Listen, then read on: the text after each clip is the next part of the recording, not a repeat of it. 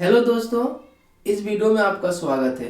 इस वीडियो में हम लोग देखेंगे कि बीपीएससी टीचर्स में जो एग्ज़ाम हुआ था खासकर हिस्ट्री में, तो उसमें हिस्ट्री का क्वेश्चन कहाँ से आता है। अक्सर हम किताब का कहानी पढ़ लेते हैं, लेकिन जो बॉक्स में लिखा रहता है उसको हम नहीं पढ़ते हैं। और अक्सर क्या रहता है, वहाँ से क्वेश्चन पूछा जाता है, क्योंकि किताब सब पढ़ लेता है लेकिन बॉक्स में क्या होता है, हम लोग सोचते हैं वहाँ से क्वेश्चन नहीं पूछते, लेकिन अक्सर क्या वहाँ से क्वेश्चन पूछा जाता है। चलिए आपको बताते हैं।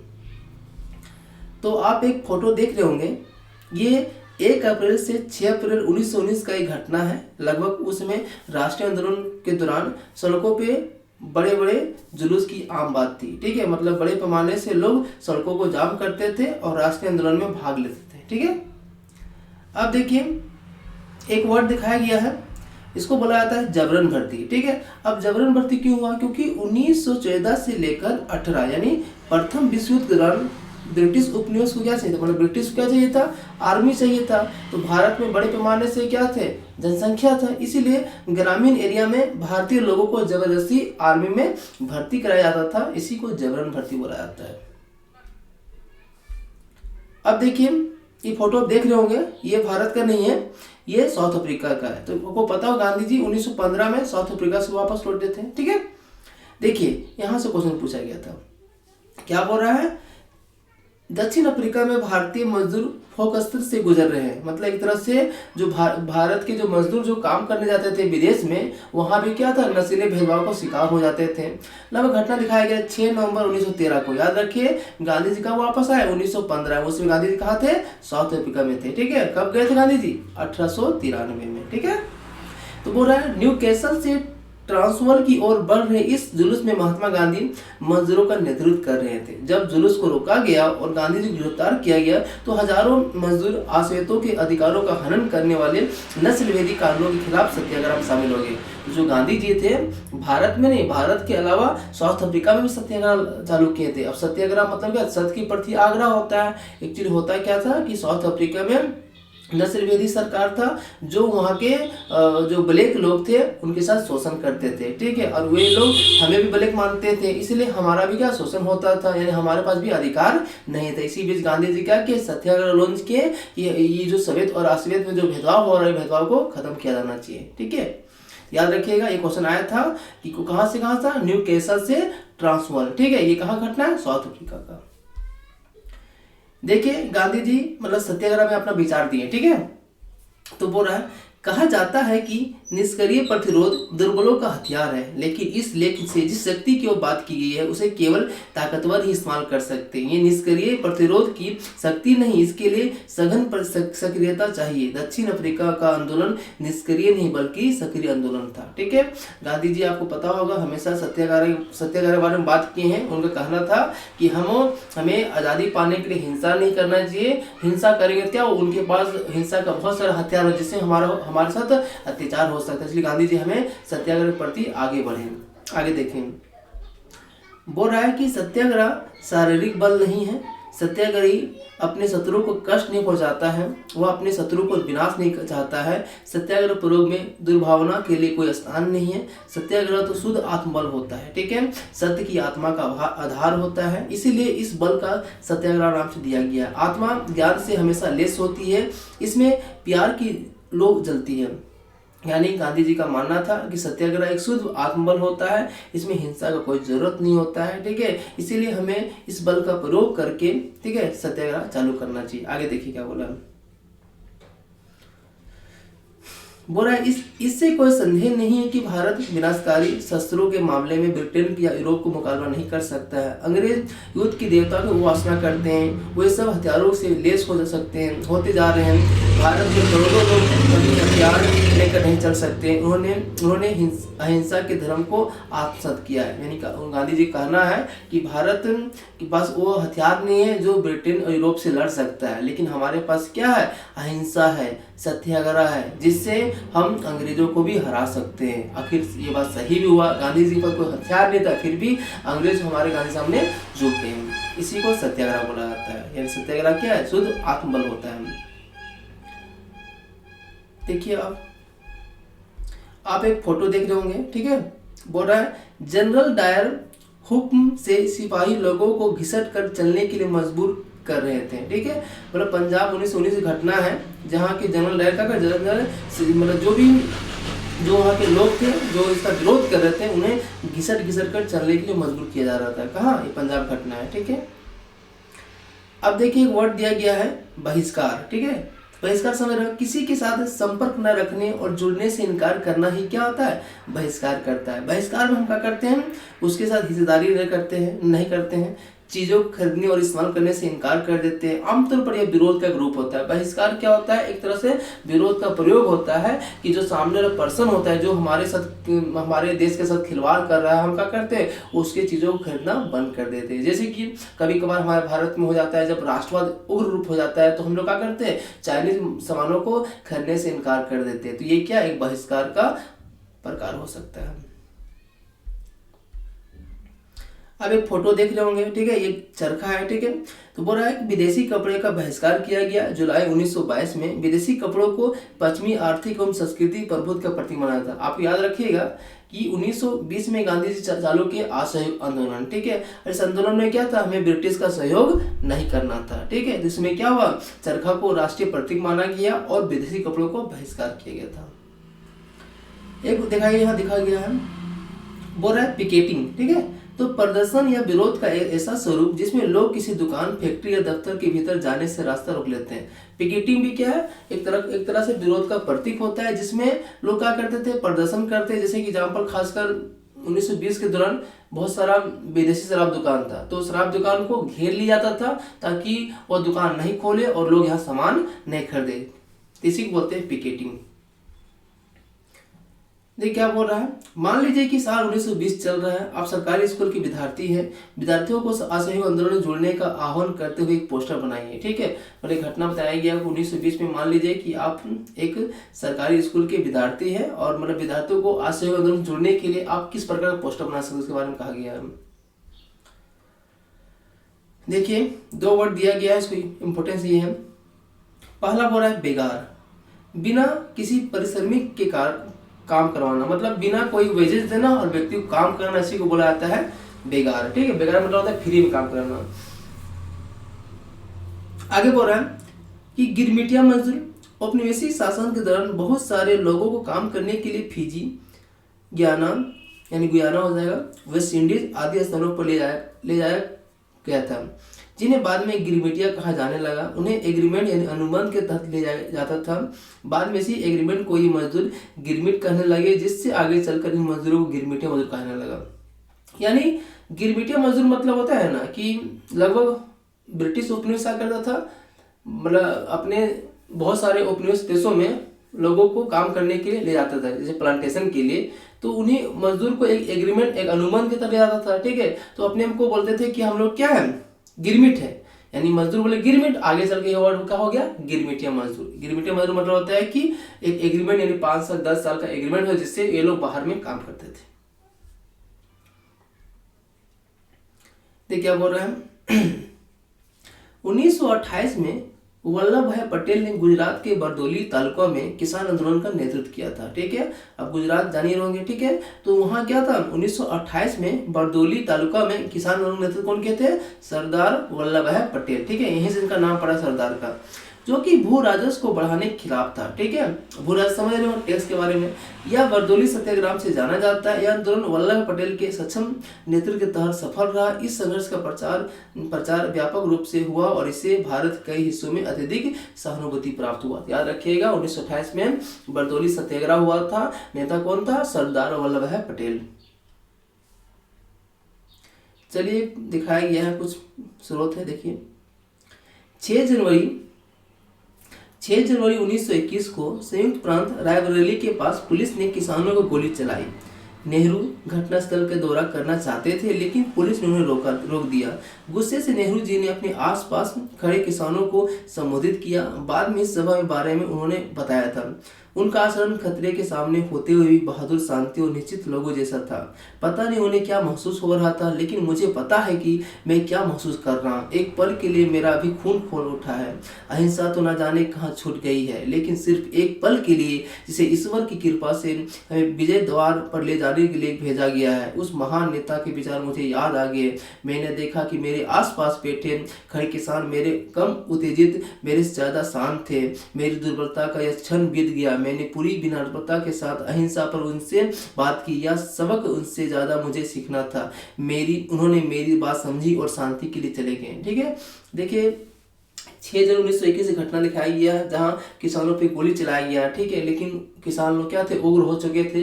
लेकिन नेहरू जी ने उन्हें शांत कराने की कोशिश किया, क्योंकि उनका मानना था कि हिंसा से कुछ नहीं होता। हिंसा सभी गुस्सा लगता है, लेकिन हिंसा करने के बाद और हिंसा होगा जिसमें आम लोग और ज्यादा नुकसान होगा। देखिए एक फोटो देख रहे होंगे, ये चोरी चोरा घटना 1922 का है। ठीक है, ये कहाँ हुआ था, गोरखपुर में हुआ था। तो गोरखपुर स्थित चोरी चोरा बाजार में गुजर रहा एक शांतिपूर्ण जुलूस पुलिस के साथ हिंसक टकराव बदल गया। इस घटना के बारे में सुनते ही महात्मा गांधी ने असहयोग आंदोलन को रोकने का आह्वान किया। तो लगभग 22 पुलिसकर्मी जिंदा जल के मर गए थे। इसमें होता है क्या है कि कुछ आम नागरिक सरकारी कदमों का विरोध कर रहे थे, ठीक है, मोमबत्ती लेके, लेकिन उधर से पुलिस आता है और उन पर गोली चला देता है, जिससे आंदोलन हिंसक हो जाता है। और वे लोग सामने पुलिस थाना को बाहर से ताला लगाकर उसमें आग लगा दे, जिससे 22 पुलिसकर्मी जिंदा जल के मर जाते। इसी को बोला जाता है चोरी चोरा घटना, जो गोरखपुर उत्तर प्रदेश में हुआ था। देखिए क्या बोल रहे हैं, साइमन कमीशन के खिलाफ शांतिपूर्ण प्रदर्शन के दौरान ब्रिटिश पुलिस ने लाला लाजपत राय पर हमला किया। प्रदर्शन के दौरान मिले गहरे जख्मों का उन्हें दम तोड़ दिया। याद रखिएगा कि साइमन कमीशन 1928 में इंडिया आया था। ठीक है, जब ये इंडिया आया था लोगों ने गो बैक का नारा दिया था। ठीक है, इसी बीच क्या हुआ सर, जब पंजाब एरिया में विद्रोह किया गया, लाहौर पंजाब में, तो लाला लाजपत क्या हुआ, उसमें हमला किया गया उन पे, जिससे उनका डेथ हो जाता है। देखिए एक मीटिंग चल रहा है, तो बोल रहा है इलाहाबाद में कांग्रेस नेताओं की बैठक 1931 में। ठीक है, महात्मा गांधी के अलावा इस चित्र में आप सरदार वल्लभ पटेल सबसे बाएं में, और आप नेहरू जी को सबसे दाएं में, सुभाष चंद्र बाएं में, बाएं 5वें में वो देख सकते हैं। ठीक है, ये मीटिंग दिख रहा है, गांधी जी भी है, सुभाष चंद्र बोस भी है, पटेल जी भी है, ठीक है, और नेहरू जी भी है। ठीक है, और सुभाष चंद्र बोस जी भी दिखे जा रहे हैं। ठीक है, ये मीटिंग चल रहा है 1931 का। ठीक है, आगे देखिए एक घटना दिखाई गई है, तो बोल रहा है स्वतंत्रता दिवस की शपथ 26 जनवरी 1930 को। तो आपको पता होगा कि हम लोग संविधान को लागू क्यों किए 26 जनवरी को, क्योंकि ये दिन बहुत ही इंपॉर्टेंट था हमारे लिए। देखिए क्या बोल रहा है, हमारा विश्वास है कि किसी भी समाज की तरह भारतीय जनता भी यह एक असहनीय अधिकार है, ठीक है, कि उन्हें आज़ादी मिले, हम अपनी मेहनत का फल मिले, जीवन की सभी आवश्यकताएं पूरी हो, जिससे उन्हें आगे बढ़ने की परिपूर्ण अवसर मिले। हमारा यह भी विश्वास है कि यदि कोई भी सरकार अपनी जनता की इन अधिकारों को वंचित रखती है तो दबाती है, जनता को भी सरकार को बदलने, उससे अमूल समाप्त करने का अधिकार है। मतलब कहने का अर्थ होता है कि भारत की जनता का अधिकार क्या है, आज़ादी पाना। ठीक है, इस आज़ादी पाने के लिए हम लोग मेहनत कर रहे हैं, तो मेहनत आज न कर सफल हो गए। ठीक है, और हर सरकार का मकसद होना चाहिए कि व्यक्ति को एक गरिमापूर्ण जीवन जीने का अधिकार दे। भारत में ब्रिटानी सरकार को न केवल भारतीय जनता को स्वतंत्रता से वंचित किया है, बल्कि उसने जनता का शोषण किया है और देश को आर्थिक, राजनीतिक, सांस्कृतिक और आध्यात्मिक स्तर पर नष्ट कर दिया है। इसलिए हमारा विश्वास है कि भारत को अनिवार्य रूप से ब्रिटेन के साथ अपनी सभी संबंधों को समाप्त करने का पूर्ण स्वराज प्राप्त करना चाहिए। याद रखिएगा 26 जनवरी को हम लोग क्या करते हैं, सेलिब्रेट करते हैं। उस समय बात करें स्वतंत्रता दिवस के बारे में, क्योंकि क्या हुआ था, लाहौर अधिवेशन हुआ था 1929 में, जिसमें डिस्कस किया गया था कि अगले वर्ष से हम लोग स्वराज दिवस मनाएंगे, यानी आजादी दिवस मनाएंगे। एक फोटो देखिए, नमक यात्रा के दौरान महात्मा गांधी के साथ कितने 78 सहभागी थे, याद रखिएगा। ठीक है, और रास्ते में हजारों लोग से जुड़ते भी गए। एक फोटो दिखाया गया है, सत्याग्रही पर हमला करती पुलिस 1930 में। ठीक है, एक बॉक्स दिखाया गया, देखिए पढ़ते हैं ना, क्रांति ही इस पूजा वेदी पर हम अपना यौन नैवेद्य के रूप में लाए। बहुत सारे राष्ट्रवादियों को लगता है कि अंग्रेज के खिलाफ संघर्ष अहिंसा के जरिए पूरा नहीं हो सकता। 1928 में दिल्ली स्थित फिरोज शाह कोटला मैदान में हुई बैठक में हिंदुस्तान सोशलिस्ट रिपब्लिकन आर्मी, याद रखिएगा ये बहुत इंपॉर्टेंट है। ठीक है, क्या बोल रहा है, 1928 में एक दिल्ली में बैठक हुआ फिरोज शाह कोटला मैदान में। ठीक है, और इसी में क्या हुआ, किसका स्थापना हुआ, हिंदुस्तान सोशलिस्ट रिपब्लिकन आर्मी। ठीक है, इसके नेताओं में भगत सिंह थे, जतिन दास अजय घोष शामिल थे। देश के विभिन्न भागों में कार्रवाई करते हुए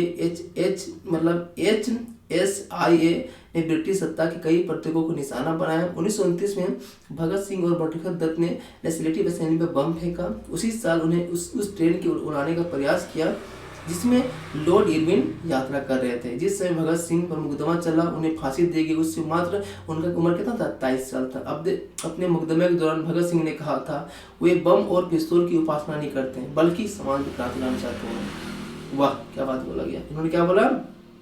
वे बम और पिस्तौल की उपासना नहीं करते हैं बल्कि समाज में क्रांति लाना चाहते हैं। कौन बोले थे? भगत सिंह। क्रांति मानव जाति का जन्मजात अधिकार है। क्रांति मतलब बदलाव जिसका अपहरण नहीं किया जा सकता है। स्वतंत्रता प्रत्येक मनुष्य का जन्मसिद्ध अधिकार है। श्रमिक वर्ग ही समाज का वास्तविक पोषक है। जनता की सर्वोपरि सत्ता का स्थापना श्रमिक वर्ग का अंतिम लक्ष्य है। इन आदर्शों के लिए, इस विश्वास के लिए हमें जो भी दंड दिया जाएगा उसका सहर्ष स्वागत करेंगे। क्रांति इस पूजा वेदी पर हम अपना यौन नैवेद्य के रूप में लाए हैं। ठीक है, मतलब अपना जवानी को खत्म कर देंगे क्योंकि ऐसे महान आदर्श के लिए बड़े बड़े से बड़ा त्याग भी कम है। हम संतुष्ट हैं, क्रांति के लिए आगमन की उत्सुक पूर्वक प्रतिरक्षा कर रहे हैं। यानी इंकलाब जिंदाबाद। भगत सिंह बटुकत दत्त बम कांड पर सेशन कोर्ट ने बयान 6 जून 1929 में, ठीक है, ये कोर्ट में बयान दिया गया था। भगत सिंह और उनके साथियों को दस्तावेज जगमोहन सिंह, चमनलाल, है ना, ये दिया गया है। कहाँ से सब दिया गया था? ठीक, अरे कुछ घटना दिया है कब कब हुआ है। तो देखिए 1919 में क्या हुआ? बाबा रामचंद्र उत्तर प्रदेश किसानों को संगठित करते थे। अब बाबा रामचंद्र क्या है? गिरमिटिया मजदूर थे जिसने किसानों को एकजुट किया। 1919 में क्या हुआ? रोलेट एक्ट के खिलाफ गांधीवादी हड़ताल हुआ और जलियांवाला घटना भी हुआ। ठीक है, 1921 में क्या हुआ? असहयोग और खिलाफ आंदोलन शुरू हुआ। 1922 में चोरी चोरा गांधी जी असहयोग आंदोलन वापस ले लिए। ठीक है, मई 1924 में अलूरी सीताराम राजू को गिरफ्तारी हुआ। 2 वर्ष तक चला आ रहा था हथियारबंद आदिवासी संघर्ष समाप्त हुआ। 1929 में लाहौर अधिवेशन कांग्रेस पूर्ण स्वराज की मांग के लिए स्वीकार कर लेती है। 1930 में अम्बेडकर दलित वर्ग एसोसिएशन, याद कीजिएगा, दलित वर्ग एसोसिएशन। मार्च 1930 में क्या हुआ? गांधी जी दांडी में नमक कानून का उल्लंघन करके सविनय अवज्ञा आंदोलन शुरू करते हैं। 1931 में गांधी जी सविनय अवज्ञा आंदोलन वापस ले लेते हैं। और दिसंबर 1931 में क्या होता है? दूसरा गोलमेज सम्मेलन होता है। और तीसरा कब होता है? 1932 में। याद रखिएगा कि 3 गोलमेज सम्मेलन हुआ था। ठीक है, बताते आपको 1930 में, 31 में और 32 में। ठीक है, गांधी जी किसी पार्टिसिपेट किए? 1931 में पार्टिसिपेट किए थे। कहाँ हुआ था? लंदन में। देखिए क्या बोल रहा है? राष्ट्रवादी जुलूसों में औरतें भी शामिल थी। राष्ट्रीय आंदोलन के दौरान बहुत सारी औरतें अपनी जिंदगी में पहली बार अपने घर से निकलकर सार्वजनिक क्षेत्र में आई थी। इस क्षेत्र में आप बच्चों गोद में बहुत सारी ज्यादा उम्र वाली औरतों, माओ को जुलूस में देख सकते हैं। देखिए, ये नमक सत्याग्रह का आंदोलन है जिसमें महिलाओं ने बढ़ चढ़ के हिस्सा लिया था, क्योंकि ये आंदोलन पहला था जहां महिलाओं ने बढ़ चढ़ के हिस्सा लिया था। ये फोटो देख रहे हैं, इसमें महात्मा गांधी, नेहरू जी और मौलाना आजाद, सेवाग्राम आश्रम, वर्धा, 1935। देखिए मौलाना आजाद, नेहरू जी और गांधी जी। चलिए ये देखते हैं, इंपॉर्टेंस है, कहानी पढ़ते हैं इसमें। 1930 में मुस्लिम लीग के अध्यक्ष सर मोहम्मद इकबाल ने मुसलमानों के लिए अल्पसंख्यक राजनीतिक हितों की रक्षा के उद्देश्य से पृथक निर्वाचिका की जरूरत पर एक बार फिर जोर दिया।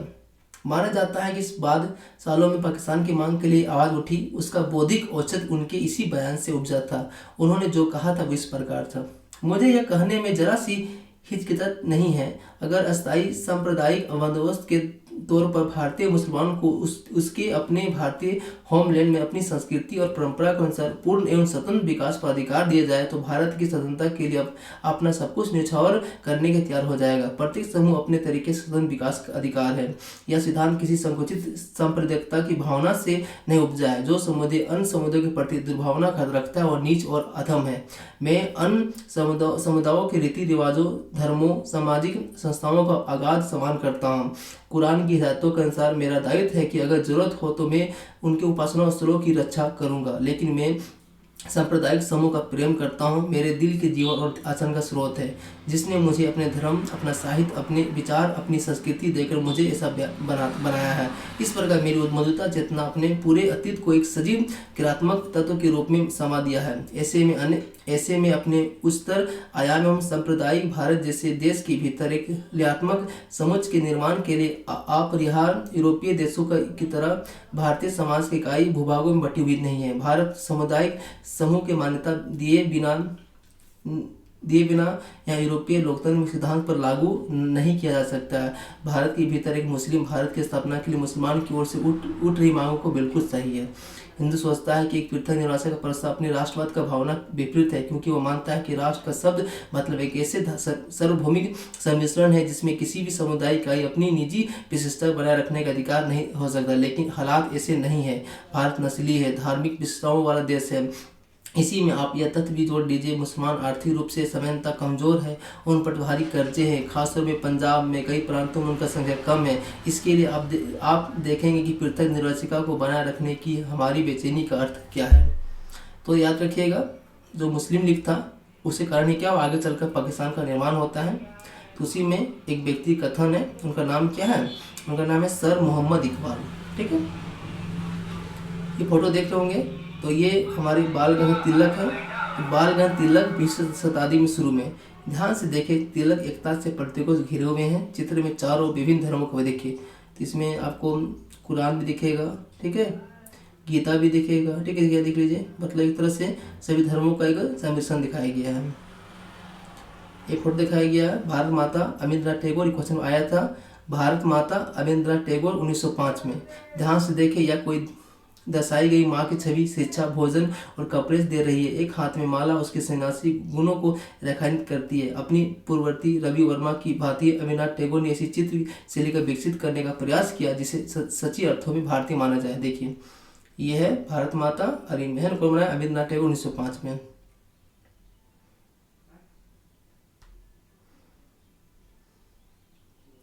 देखिए, ये भारत माता का इमेज है। भारत माता का इमेज कौन, अमिन्द्रानाथ टैगोर जो बनाया गया था, है ना, जिसमें देखिए अब देख रहे होंगे त्रिशूल भी उनके हाथ में है।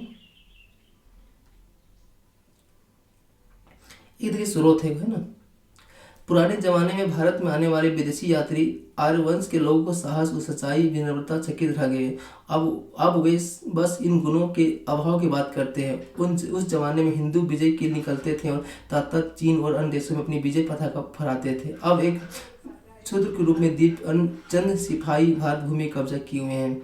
मतलब कहने का अर्थ होता है कि एक जमाना था जब भारत लोग विदेश जाते थे और विदेश अन्य राज्यों को जीत लेते थे, लेकिन एक अब क्या हो रहा है, कुछ एक द्वीप वाला व्यक्ति आया, इंग्लैंड आया और हमको गुलाम बना दिया। देखिए फोटो दिख रहा होगा, भारत छोड़ो आंदोलन के दौरान 1942 में औरतों का जुलूस दिखाया गया है। देखिए लास्ट में किल्पस मिशन की सफलता द्वितीय विश्व युद्ध के प्रभाव में भारत एक व्यापक असंतोष का जन्म दिया। 1942 में आया था। इसके फलस्वरूप गांधी जी ने एक आंदोलन शुरू किया जिसमें उन्होंने अंग्रेजों की पूरी तरह से भारत छोड़ने को जोर दिया।